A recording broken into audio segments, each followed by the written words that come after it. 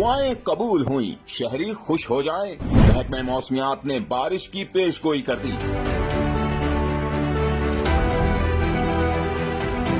پنجاب میں اسموک شہریوں کے لیے وبال جان بن چکی ہے۔ ہر کوئی ابر رحمت کی دعائیں کر رہا ہے۔ اب لگتا ہے کہ لوگوں کی دعائیں قبول ہو گئی ہیں، کیونکہ موسم کا حال بتانے والوں نے مختلف شہروں میں بارشوں کی پیش گوئی کی ہے۔ محکمہ موسمیات کے مطابق ملک کے بالائی علاقوں میں 14 سے 16 نومبر کے دوران تیز ہواؤں کے ساتھ بارش ہوگی۔ 15 نومبر سے 16 نومبر کے دوران پہاڑی علاقوں پر برف باری کی بھی توقع ہے۔